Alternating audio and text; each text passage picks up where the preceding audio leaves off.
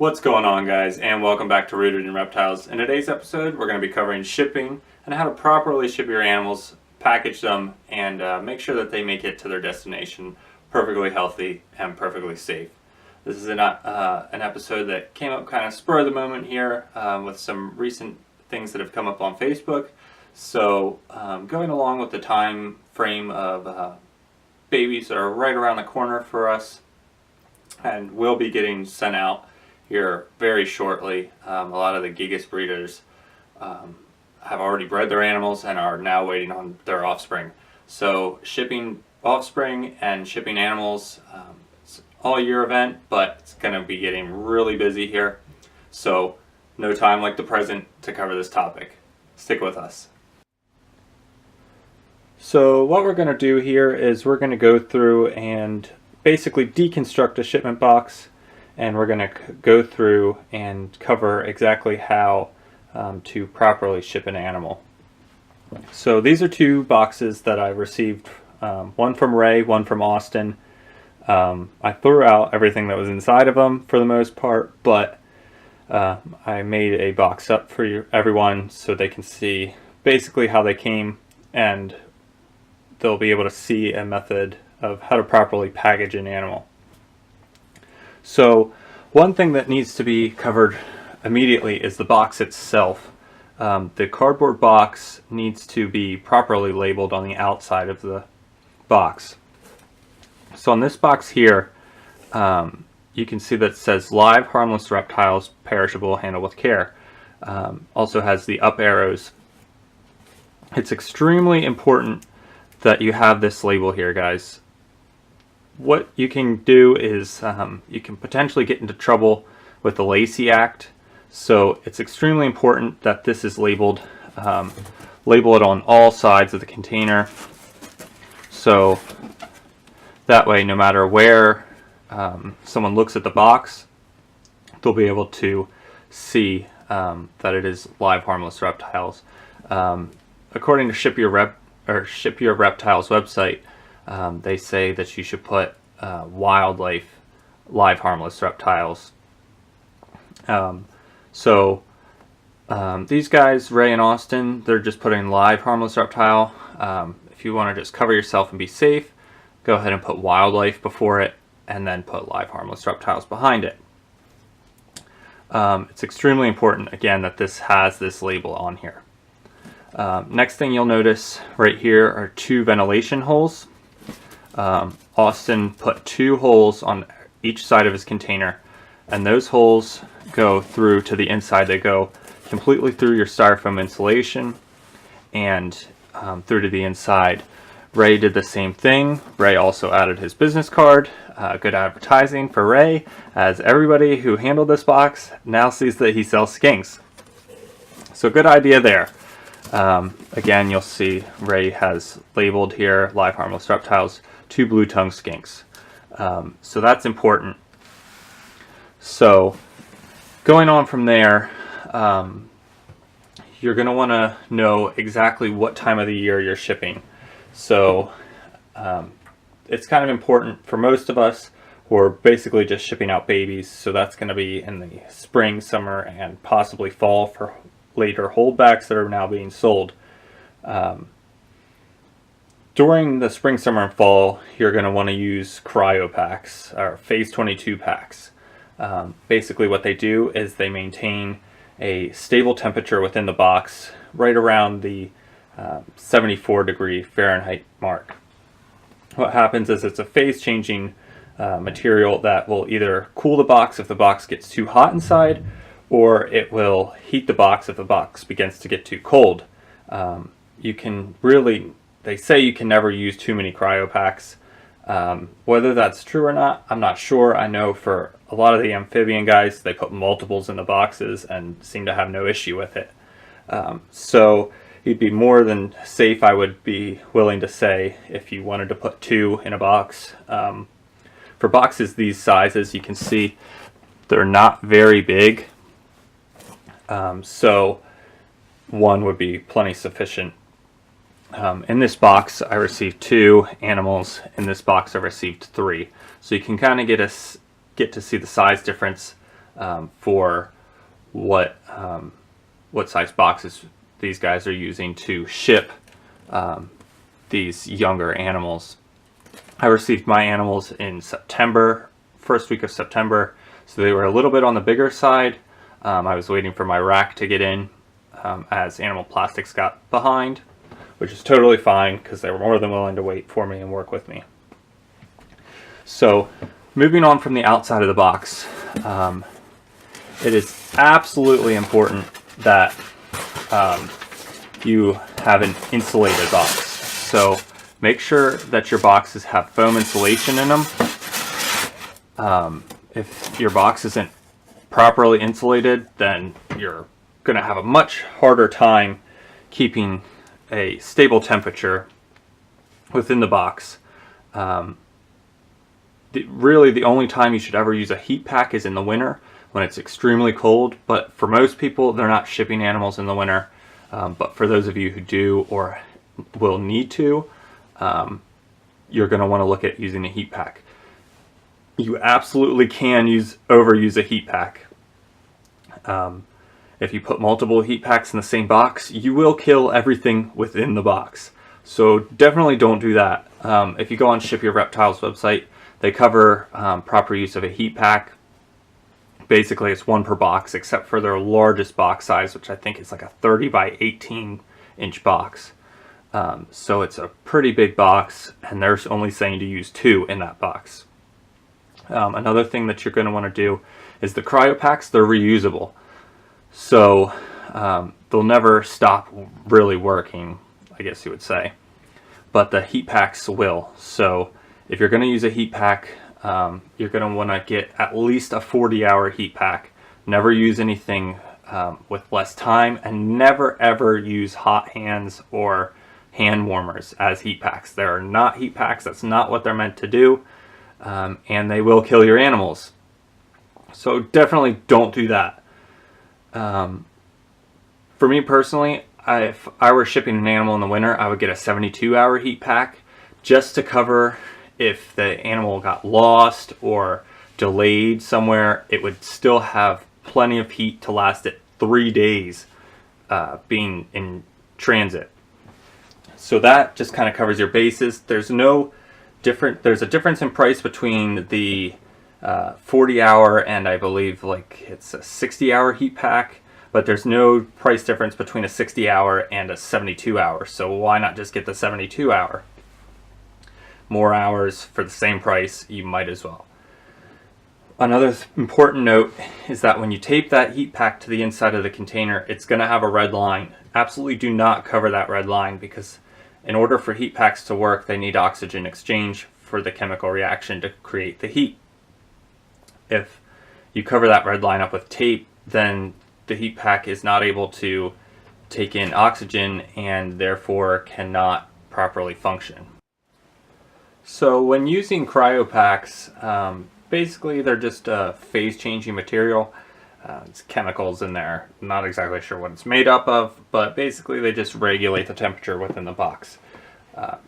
What I would recommend doing before you ship an animal, throw that cryo pack in the refrigerator, kind of cool it off for a little bit the night before, and then before you go ahead and ship your reptiles, tape it to the underside of this styrofoam lid wrapped in a paper towel.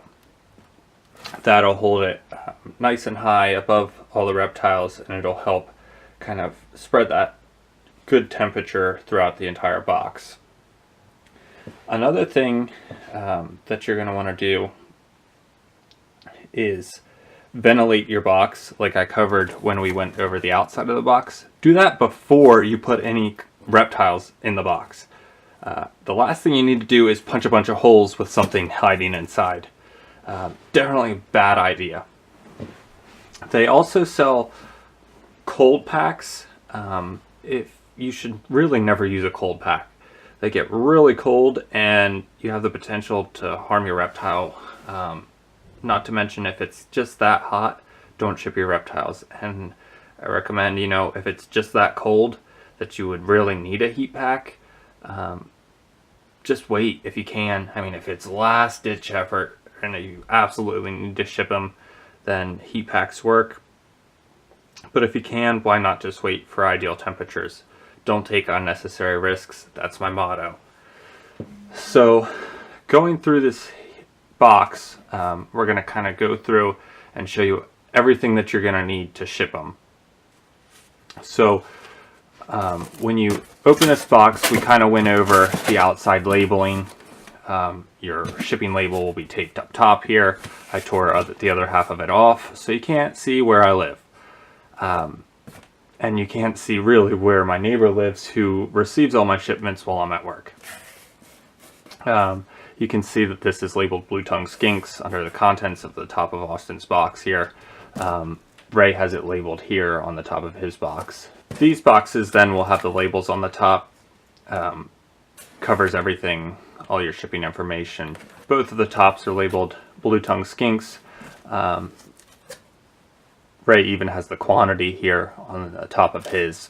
Really, that's perfectly suitable. Again, Ship Your Reptiles says you should have the word wildlife ahead in front of that, but Austin and Ray aren't doing it. I'm going to do it just to cover my butt, but I would not be worried about just putting live harmless reptiles on the top. So going inside the box, again, this live harmless reptiles has to do with the Lacey Act. You need to have that on there. Another thing that you need to have for the Lacey Act is when you open this box up, this piece of paper needs to be on the inside on the top of the styrofoam. This is a manifest of all the contents of the box. In my box, I have a Glad tub with lid, scientific name Glado Tubbo, quantity 1. So you're going to need to list the quantity. They say sex. Glad tubs clearly reproduce by budding, so sex doesn't matter. And scientific name as well as common name should be listed on this manifest. That's super important. That way, if someone important decides to open up your box, they know exactly what's in there without digging or rooting around, and it covers your butt, because you don't want to get a call from the federal government saying you violated the Lacey Act. So put this in there.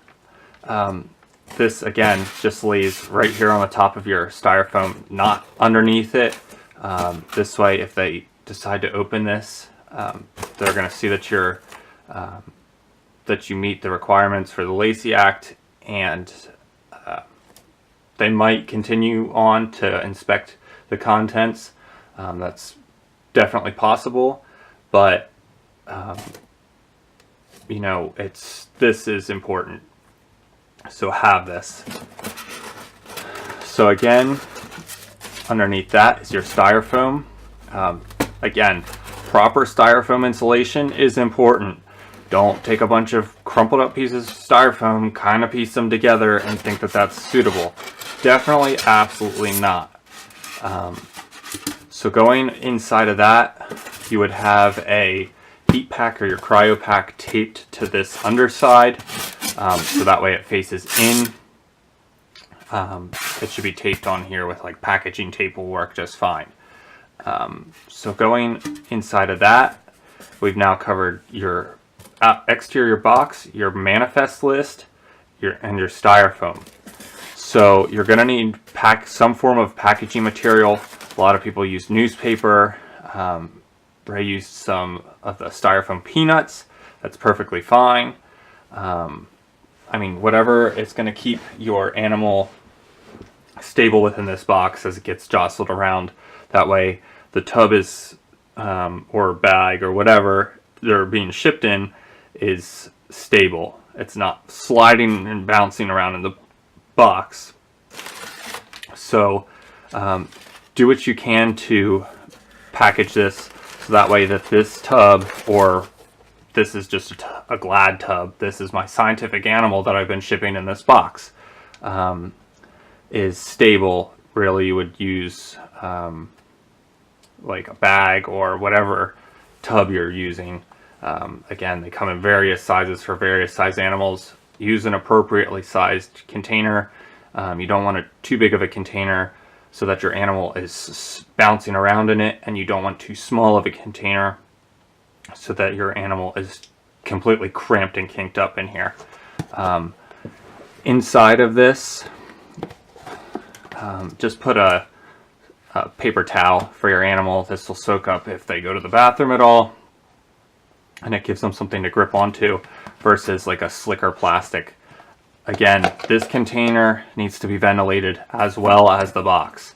Again, ventilate the container before the animal goes in. If you're going to be using your own container, I would recommend that obviously doesn't have any holes drilled or punched in it. Drill from the inside out. That way, if you're using a drill, you're not getting any sharp pieces of plastic facing the inside of the container that your animal could cut itself or get scratched or harmed on. That's the last thing you need. If you're able, you could even use a hole punch to punch these, whatever it takes to get proper ventilation for your tub. If you're using a homemade tub or a store-bought tub, if you're using like a proper reptile shipping container, they're already going to have the holes in them, so you don't need to worry about it. Also, you're going to want to run a line of packaging tape around the outside of this edge, so that way your tub lid can't come off if it's bounced around or anything like that, and your animal is now loose within your box, where if you're using a heat pack, it can get directly in contact with that heat pack, which would be extremely harmful for it. So that's your container. Again, if it's a bag, then you just kind of want to put the bag in here and make sure that it's stable. The bag, the animal can breathe through the bag, but again, only use bags for animals of a larger size that cannot fit in a tub comfortably, or cannot fit just completely. A lot of snake people use bags, obviously, but for lizards and amphibians, people use tubs. Austin sent me my largest animal in a bag. It worked perfectly fine, but again, that animal is larger than a baby. So moving on from there, you're going to see that we have a good nest built in to the inside of our container here. It has newspaper pushed up against the sides, as well as a good layer of newspaper here in the bottom. That helps absorb some of the shock if it's being bounced around, and it also keeps that tub stable within the center of that. That way, again, it's not sliding around in here. If you took all this out and just put this tub in here, and Joe the shipper is now bouncing your lizard all over the place. That's bad. Whereas if you have all this stuff packed in here, this can no longer move around when Joe the shipper wants to just throw your box onto a conveyor belt, versus actually being careful with it like you should. Again, you can see that the holes, the ventilation holes, are through this styrofoam. That's important, because if you just drill it, if you just put your holes through the cardboard and not the styrofoam, then when that styrofoam's pushed up against those holes, you're really not getting any airflow into your box anyway, and your animal can suffocate and die, which is bad. So really, that about covers shipping. You should absolutely be using FedEx Express, overnight shipping. You do not want to ship your animals 2-day or snail mail or whatever. They need to be shipped overnight. They need to get out of the box as soon as they can. And you need to be waiting, or have someone waiting there for you to receive that package. They should never be shipped where a signature is not required. You should always require a signature when you are shipping. Therefore, you can cover yourself and saying, you weren't there to get this package and it sat on your doorstep, or went back to the FedEx hub for 18 hours before you actually went and got it. And that way you can confirm that the buyer actually received their animal, because they have to sign for it. And I believe that you receive an email when the package is delivered and signed for. So that helps the seller as well as the buyer. Again, you want to be able to get this animal inside and taken care of as soon as arrives. One thing that I forgot to cover here with this tub is that when you put your tape around the edge of this, make sure you do not cover any holes that are drilled in the side of this. If you cover up those holes, your animal's not going to be able to breathe. So make sure that you have the holes open. Make sure that your tape does not cover those holes when you tape it. Once again, I would like to thank you guys for tuning in. Hopefully this helps everyone who is going to be breeding and selling and shipping animals, so that way we avoid situations where animals are shipped improperly and the animal arrives in bad health, and now we have a situation between a buyer and a seller where the animal is said to be one thing and it's not, or the animal's health is put at risk. The utmost importance needs to be placed on the animal's health, before money, before feelings, before pride. Making sure that you're taking care of your animals is absolutely important. Even if you're shipping them to someone else and they're no longer your worry, that animal is your responsibility until it is in the custody of the buyer, and therefore you are responsible for caring for it. So make sure that you guys do everything that you possibly can to care for an animal. You do not want to put its health at risk. It's not worth it. If you're thinking that you're going to be lazy with shipping, do not ship. Please don't ship. Sell locally. Sell to someone locally who is willing to ship for you.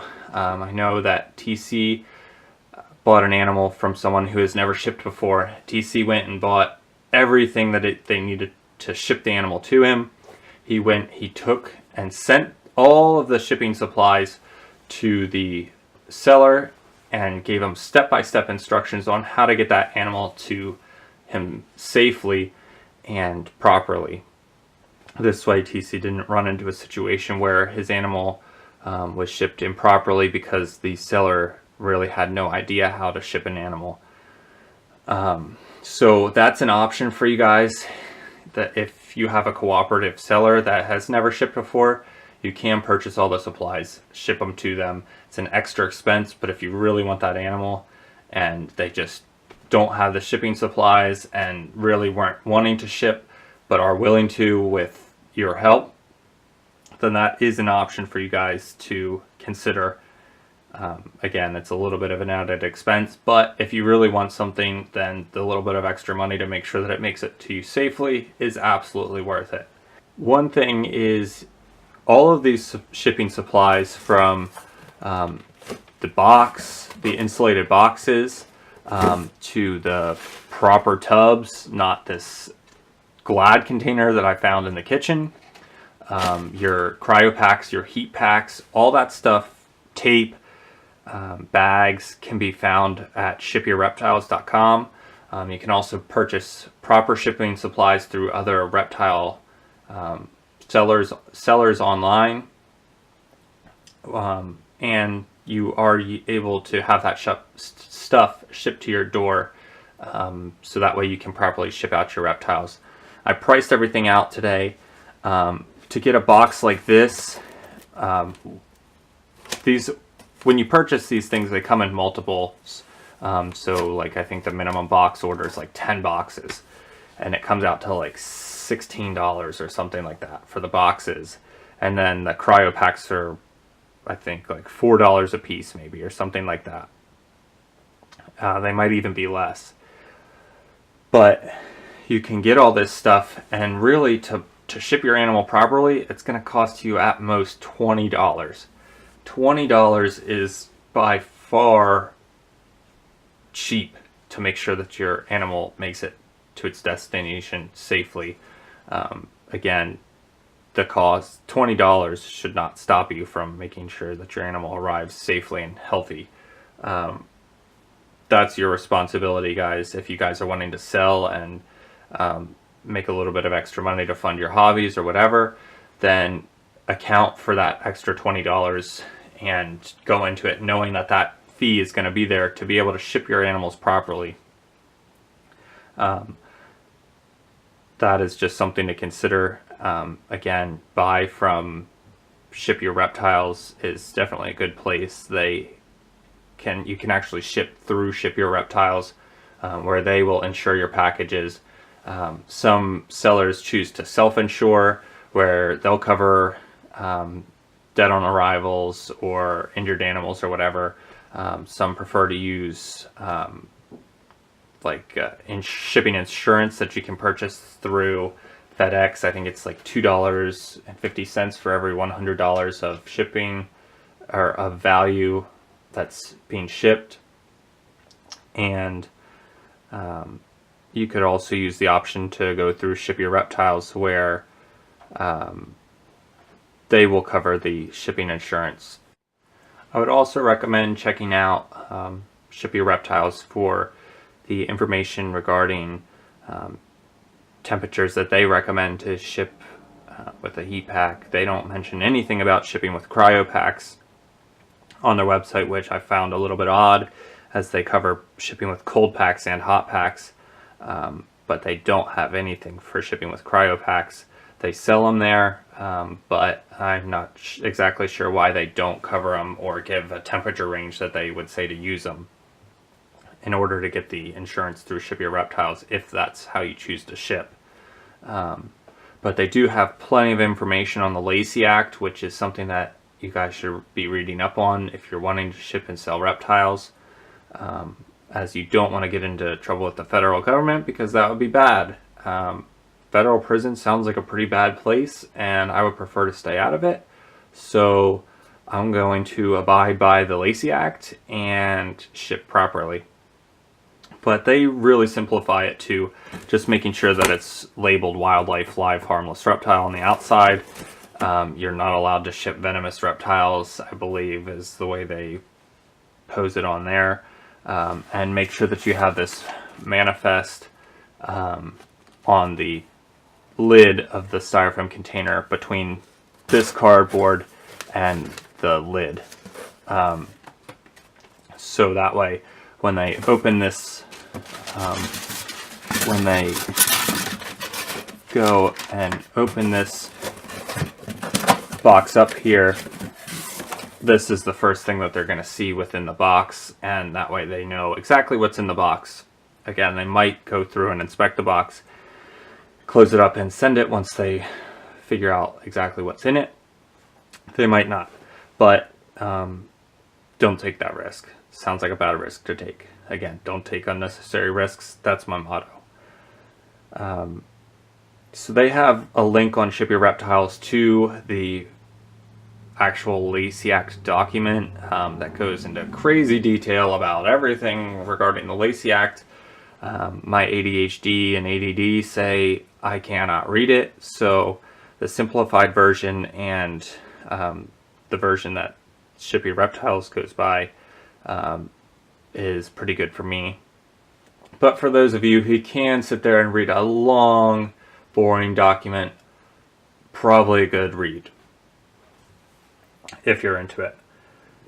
But again, if you guys have any questions regarding shipping or in regards to anything regarding blue tongue skinks, if there's any videos that you guys would like to see, please let me know. We're trying to work on the blood lines or color lines, as well as a genes video that we will be releasing here hopefully in the next week or two. It's a long video, it's a long process getting all this information together, but we are working on it.